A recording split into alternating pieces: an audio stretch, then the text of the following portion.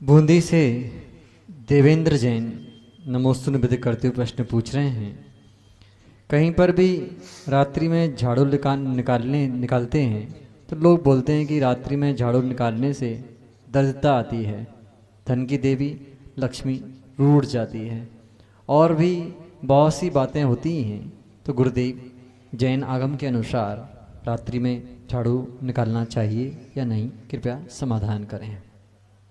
देखिए, चीज़ों को आप अहिंसा से जोड़ें तो ठीक है, लेकिन रूढ़िवादिता से ना जोड़ें। एक और नई रूढ़ी सुनने में आई है कि रात को झाड़ू मत लगाओ। देखिए, झाड़ू लगाने से आरंभ होता है, हिंसा होती है, तो मैं मानता हूँ। और रात्रि में सम्मूर्छन जीव या छोटे जीव अधिक होते हैं, इसकी अपेक्षा से अगर नहीं लगाते हैं तो बहुत अच्छी बात है। लेकिन अगर आप ये रूढ़ी बना लेते हैं कि लक्ष्मी रूठ जाएगी, ये डराने के तरीके हैं। नहीं लगाना चाहिए, ये अच्छी बात है। रात्रि में झाड़ू लगाने से हिंसा होती है।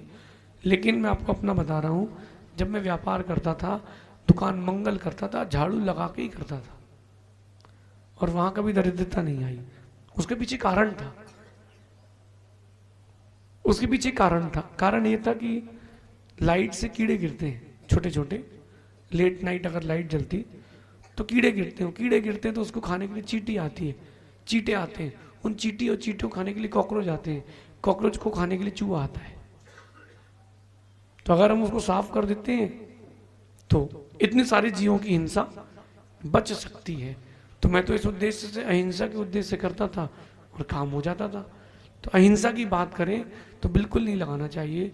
हाँ, अगर रूढ़ी की बात करें तो मैं ऐसी विपरीत रूढ़ियों को नहीं मानता हूँ।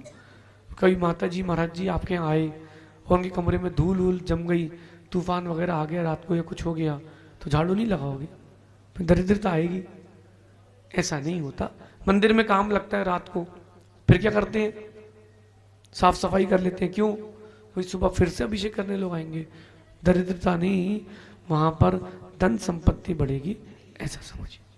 पुरानी टॉक से संतला जैन नमोस्तु निवेदित करते हुए प्रश्न पूछ रही हैं। पूजा की थाली में अष्टद्रव्य को धोकर रखते हैं और वह ज़्यादा हो जाती है तो हम अलग निकाल देते हैं, जो निकाल सकते हैं कि नहीं, कृपया समाधान करें। इसमें कंजूसी क्या है?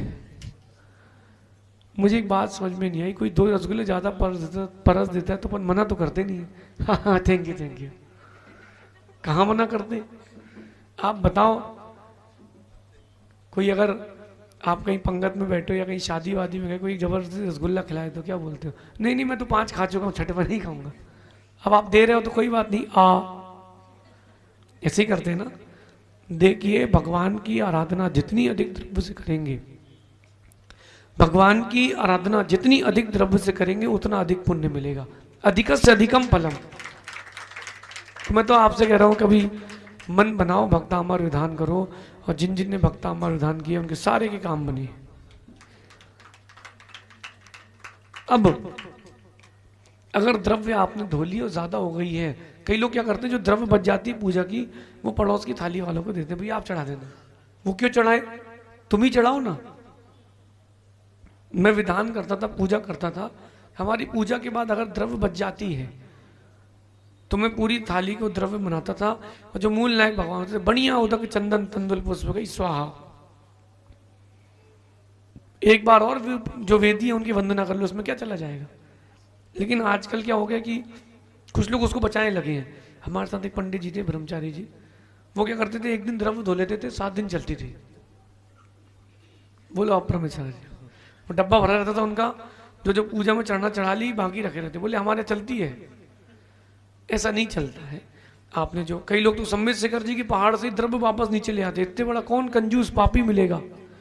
वो थैली टांग के जाते हैं, थैली टांग के ले आते हैं, उसकी बंदर रास्ते में खींच लेता है कि तू टांग के नीचे ले जाएगा, सब यहीं छोड़ के जा। अरे भगवान को भरपूर चढ़ाओ ताकि अपने यहाँ भरपूर रहे। तुम लोग सूखा चढ़ाओगे तो सूखा रहेगा, भरपूर चढ़ाओगे तो भरपूर रहेगा। अशोकनगर से